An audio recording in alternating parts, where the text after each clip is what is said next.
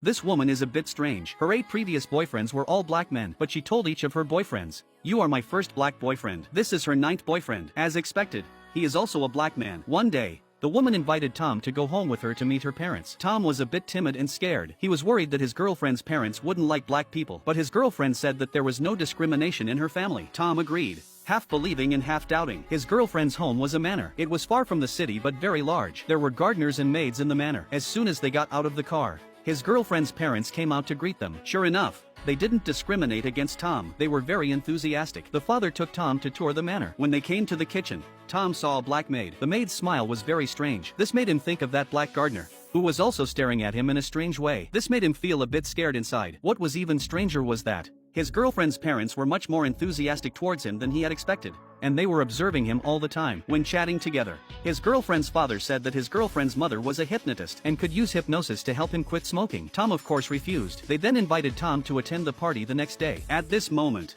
the maid who was pouring water seemed to have thought of something. His girlfriend's mother quickly sent the maid away.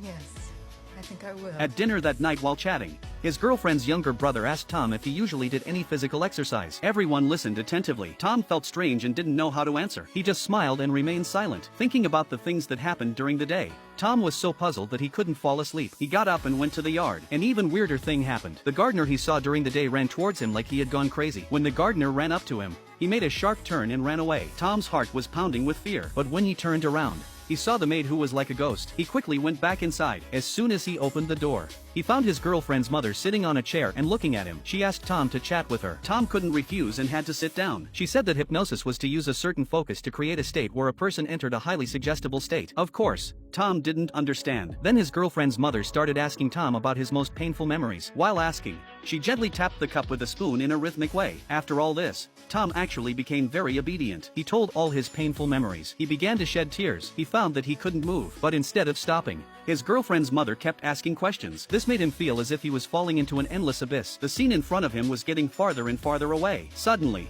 Tom sat up. It turned out to be a dream. When it was dawn, Tom met the gardener in the yard. He went up to greet him, but the gardener apologized to him. He said that he had been jogging at night and hoped he hadn't scared him. What did that mean? Wasn't that a dream? Before he could think more, the people coming to the party arrived one after another. All the people at this party were white. Tom was the only black person. Everyone was very enthusiastic towards him. But what was strange was that all the people chatting with him had one thing in common. They were all old men. They were all sizing up his body. It was as if everyone was observing him. Then Tom noticed a black person in the crowd. He went up to greet him. But although the person looked like a young black man on the outside, his movements were very slow, and he spoke with a white person's accent. At this time, the black man's wife came over. His wife looked more like his